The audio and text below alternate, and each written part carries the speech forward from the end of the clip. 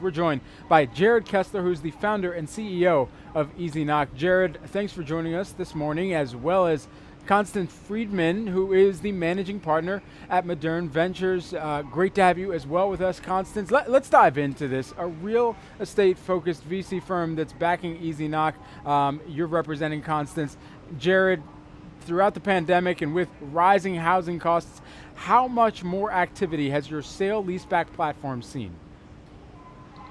We've seen a lot more activity. I think people are really accepting the idea of these new innovative platforms. They're also known as prop tech platforms, where where various platforms are finding solutions for people. Even this morning, Blackstone announced that they're making a $6 billion bet on Home Partners of America. So you're seeing a lot more of this. We're seeing it as well. And so, Constance, as well, when you look across this environment, what seemed so ripe for opportunity with regard to this particular structuring of how some new homeowners are needing the services of EasyKnock? Yeah, so at Modern, we've been investing in real estate tech companies for about 13 years now.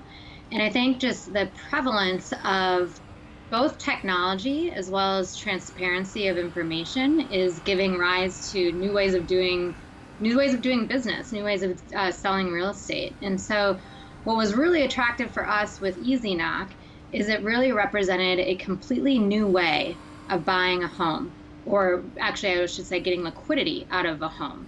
So today, there's about $14 trillion of home equity is tied up in someone's home. And in order to tap into that, you had to sell your home. And maybe I want to tap into that to buy a new home.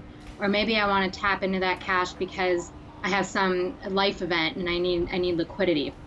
EasyKnock represents a solution that wasn't ever there before, allowing people, as you said, to tap into that home equity, but still be able to stay in their home.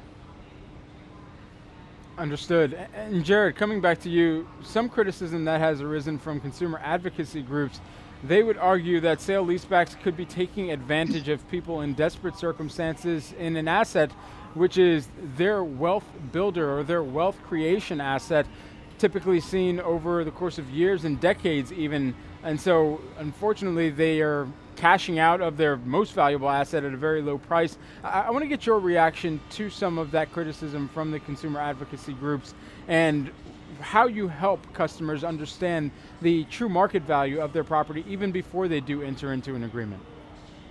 Yeah, it's a great question, and I agree with the consumer advocates that when people need money quickly, there are people that take advantage, and that's actually been the opportunity for EasyKnock. Is we're the anti-predatory model.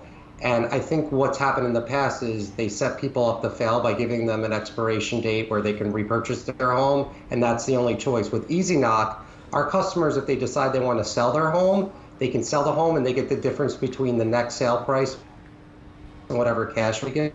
They can repurchase their home, and compassion is our competitive advantage. If people decide, and this actually happened during the pandemic, if people decide they want to defer their rent, we allow them to do that. A typical landlord will be in a race because they have all these carrying costs to get their customers out. We are the opposite.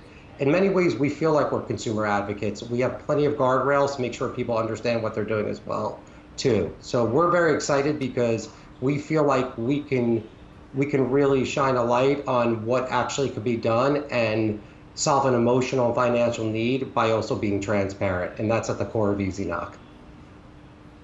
Understood. Constance, I got to know, what do you make of the growing role of investor-owned real estate and even some of the, quite frankly, larger banks that have been buying up real estate as well?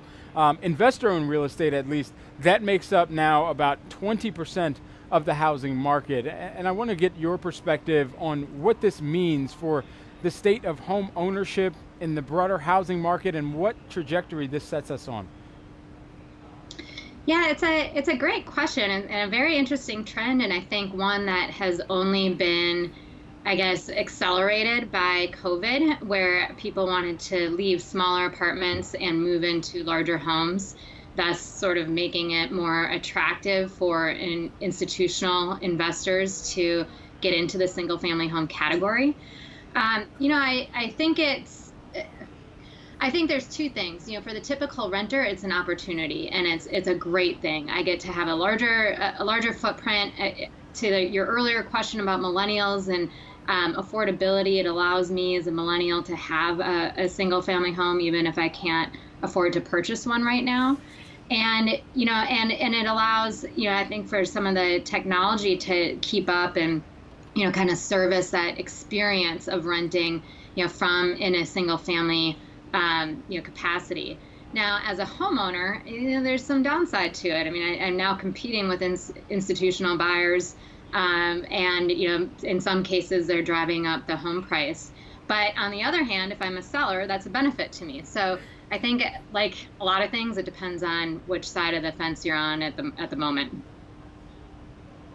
Jared, just lastly here as well, EasyKnock, profitable yet? What's the kind of pathway to profitability that you look towards, if not already profitable? I think by the second or third quarter of 2022, we will be profitable. We're in growth mode right now. On a unit economics basis, our company per deal is profitable, but as a whole, we're really trying to ramp up, expand our product offering, and we see a path to profitability around that time. What types of other markets are you eyeing with regard to that growth and that ramp up right now? It's not so much markets because we're in all 50 states. Eventually, we do have global ambitions, but it's expanding our offering of this theme of home ownership flexibility. We started with a traditional sale-leaseback. Now we have a product where you can use your house to buy your next home by renting your own home. And we're going to continue to expand product offerings. We have another one coming out in about 2 more months. So that's going to be the theme that we're focused on. Jared Kessler, who's the founder and CEO of EasyKnock, as well as Constance Freedman, who is the managing partner over at Moderne Ventures. Thank you so much for joining us here on The Day. We appreciate the time and the conversation.